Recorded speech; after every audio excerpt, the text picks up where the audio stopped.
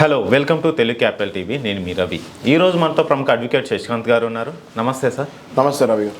మోడీ, అమిత్ షా, పవన్ కళ్యాణ్ గారి మీద ఒక ఫోకస్ చేశారు, ఎలా వాడుకుందాం అనేసి. ఏంటి వీళ్ళ స్కెచ్ ఏంటి సార్? ఇప్పుడు Andhra Pradesh 21 out of 21, Maharashtra 5 out of 5, 100కి 100 strike రేషియోలో దూసుకుపోతున్న జనసేన అధినేత పవన్ కళ్యాణ్ సేవలు ప్రచారాలకి ఢిల్లీలో ఇంకా బీహార్లో ఇప్పుడు ఎన్నికలు రాబోతున్నాయి. ఢిల్లీలో బీహార్లో ఎన్నికల్లో ప్రచారంలో వాడుకోవాలని నరేంద్ర మోడీ, అమిత్ షా అనుకుంటారని వింటున్నాం మనం. అంతేకాకుండా సౌత్ ఇండియాలో ఆంధ్రప్రదేశ్, తెలంగాణ ఎలాగో చూసేసుకుంటున్నారు. తమిళనాడు, కేరళ అండ్ బెంగళూరు, ఈ 3 ప్లేసెస్లో కూడా పవన్ కళ్యాణ్ సేవలు ఎంతవరకు అయితే అంతవరకు యూజ్ చేసుకుందామని అమిత్ షా ఇంకా మోడీ అనుకుంటారని మనం వింటున్నాము. ఓకే సార్, దీన్ని బట్టి చూస్తే మరి పవన్ కళ్యాణ్ ఇండియాలో నేషనల్ పాలిటిక్స్ చేస్తున్నాడు, నేషనల్ పాలిటిషియన్ అయిపోయినట్టుంది. యా నేషనల్ పాలిటిషియన్ అంటే is one of the top politicians now. Top 10లో ఇప్పుడు పవన్ కళ్యాణ్ గారు వచ్చేసారు. ఓకే, యోగి ఆదిత్యానంద్, పవన్ కళ్యాణ్ ఆల్మోస్ట్ ఇప్పుడు సేమ్ క్రేజ్కి వచ్చేసారు. ఓకే, ఆల్ ఓవర్ ఇండియాలో. ఇప్పుడు చూసుకుంటే యోగి ఆదిత్యనాథ్ ఉత్తరప్రదేశ్ ముఖ్యమంత్రి, పవన్ కళ్యాణ్ గారు ఆంధ్ర ఉప ముఖ్యమంత్రి. సో పొజిషన్లో కూడా ఆల్మోస్ట్ స్టేటస్ సింబల్లో కూడా ఆల్మోస్ట్ ఆయన ఉప ముఖ్యమంత్రి కాబట్టి. So now almost entire India knows about Pawan Kalyan. Okay, ఇప్పుడు పవన్ కళ్యాణ్ గారు ప్రచారం ఢిల్లీ, బీహార్లో చేపిస్తానికి కారణం కూడా ఏంటి అంటే they are trying to highlight Pawan Kalyan's face value in all over India. ఎందుకంటే మన అందరికీ తెలుసు మోడీ గారికి ఇంకా పవన్ కళ్యాణ్ గారికి ఉన్న అనుబంధం ఎలాంటిదో వి ఆల్ నో.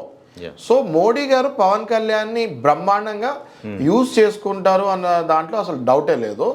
అది డెఫినెట్గా మోడీ గారి భావము, పవన్ కళ్యాణ్ గారి భావం కలిసింది కాబట్టి మోడీ గారు కూడా చూసుకుంటే మీరు ఆయన కూడా ఎప్పుడు ఎటువంటి స్కామ్స్లో కూడా మనం చూస్తాం ఏం జరగలేదు. ఆయనకి ఫ్యామిలీ మెంబర్స్ కూడా లేరు. మోడీ గారికి ఇప్పుడు పవన్ కళ్యాణ్ గారికి ఫ్యామిలీ మెంబర్స్ ఉన్నా కూడా ఆయన అసలు ఒక సైద్ధాంతిక దీంట్లోనే వెళ్తున్నారు ఆయన కంప్లీట్గా. ఓకే, మనం చూసుకుంటే అసలు ఎవరికి పవన్ కళ్యాణ్ గారి ఫ్యామిలీలో కూడా ఎవరికి ఏం అవసరం లేదు. All are well settled in his family.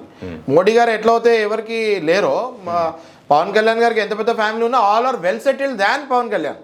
Pawan Kalyan గారి కంటే ఎక్కువ వెల్ సెటిల్డ్. అందరూ చిరంజీవి గారికి తీసుకున్నా, వాళ్ళ పిల్లలు తీసుకున్నా, లేకపోతే ఎవరు తీసుకున్నా కూడా ఈయన కంటే ఎక్కువ వెల్ సెటిల్డ్ కాబట్టి ఈయన మోసాలు చేసే ఛాన్స్ కూడా ఫ్యూచర్లో ఉండదని నరేంద్ర మోడీ గారికి క్లియర్గా తెలుసు.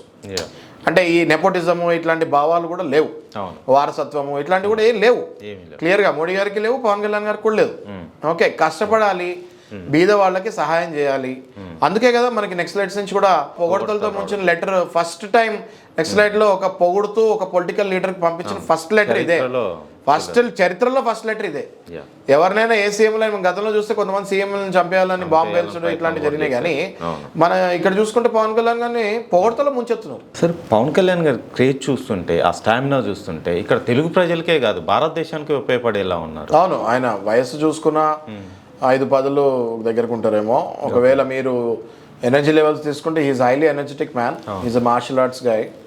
ఓకే, అండ్ మీరు సేవా గుణం చూసుకుంటే ఆయనకు కూడా లెఫ్ట్ బావాలు ప్లస్ పేదవాళ్ళకి హెల్ప్ చేయాలి, ఇది తప్ప ఇంకా ఆయన పొద్దునుంచి రాత్రి వరకు ఇంక వేరేదేమీ ఆలోచిస్తున్నట్టు బుక్స్ చదువుతున్నారు. ఆయన విపరీతమైన నాలెడ్జ్ పెంచుకుంటున్నారు. పొలిటికల్ హిస్టరీలో పాత నాయకులు నెల్సన్ మండేలా అలాంటి వాళ్ళ గురించి తెలుసుకున్నారు. ఎంతో మంది పెద్ద పెద్ద వాళ్ళ గురించి మనకు తెలియని హిస్టరీ కూడా ఆయన మాట్లాడుతున్నారంటే ఆయన మైండ్ అంతా కూడా ఇప్పుడు ఒక పొలిటీషియన్ నాయకుడు అని అంటాం కంటే కూడా అంటే కంపేర్ చేయొచ్చో లేదో కానీ ఒక మదర్ తెరీసా ఎలా అయితే సేవా గుణం ఉందో ఆ రూట్లో నాకు అనిపిస్తాడు ఆయన. ఎందుకంటే ఆయన పదవులు కూడా ఎప్పుడు కావాలని కోరుకున్నది మనం ఎప్పుడు చూడట్లేదు. సేవ చేయడం మీదనే అయితే ఏంటి అంటే మరి అంతమందికి సేవ చేయాలంటే పదవి కావాలి కాబట్టి ఆయన ఇప్పుడు కోరుకుంటాం జరుగుతుంది.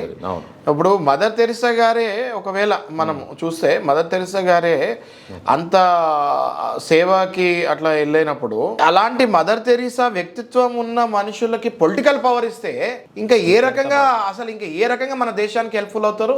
ప్లస్ అసలు ప్రపంచ పటంలో మన దేశము ఎంత స్టేజ్కి రీచ్ అయిపోతుంది, బీదరికం అన్న దాటిపోతాం కదా మనం కంప్లీట్ గా. మదర్ తెరీసా మెయిన్ ఆవిడ మోటో ఏంటి, మన దేశంలో బీదవాళ్ళు అనేది ఉండకూడదు, అనాథల్లా బతకూడదు, బీదవాళ్ళు ఉండకూడదు అనేదే మదర్ తెరీసా మోటో. అదే మోటోలో పవన్ కళ్యాణ్ గారిని కూడా నేను అబ్జర్వ్ అబ్జర్వేషన్ నా అనాలిసిస్ చూస్తుంటే ఆయన కూడా అలాగే ఆలోచిస్తారు అనిపిస్తుంది. ఓకే. డెఫినెట్గా is going to create records అండి. ఇలాంటి పర్సన్ని మనం గుర్తించాలి. వాళ్ళకి ఇలాంటి పర్సన్ని నేను మళ్ళీ చెప్తున్నాను, ఇలాంటి పర్సన్ని మనం మాట్లాడుతున్నప్పుడు మనం ఏమీ పని పాటలే కూర్చొని మాట్లాడట్లేదు. ఎంతో మనం బిజీ ఉన్నా సమాజం పట్ల మంచి చేసే వాళ్ళని ఎంకరేజ్ చేయండి అని చెప్తానికే మనం ఈ వీడియోస్ తీస్తున్నాము. సో దయచేసి ఎవరైతే సమాజానికి కొంచెం సపోర్ట్ చేయాలి, ఏదైనా చేయాలనుకుంటున్నారో మీ జోబులో నుంచి అట్లీస్ట్ డబ్బులు అయిపోయినా పర్లే, కానీ ఇలాంటి మంచి నాయకులకి మీరు ఫ్రీగా ఓటింగ్కి ఏం డబ్బులు అడగట్లేదు కదా, ఫ్రీగా మీరు ఓటేసేటప్పుడు ఇలాంటి మంచి నాయకులకు ఓటేస్తే మీరు సమాజానికి హెల్ప్ చేసినట్టే, మీరు డబ్బులు లేకపోయినా పర్లేదు. అవును, అంతే కదా. అవును. దయచేసి ఇలాంటి నాయకులకు సపోర్ట్ చేయండి అంటున్నాను. థ్యాంక్ యూ సార్, చాలా వాల్యుబుల్ ఇన్ఫర్మేషన్ ఇచ్చారు. Thank you sir, thank you so much. Thank you.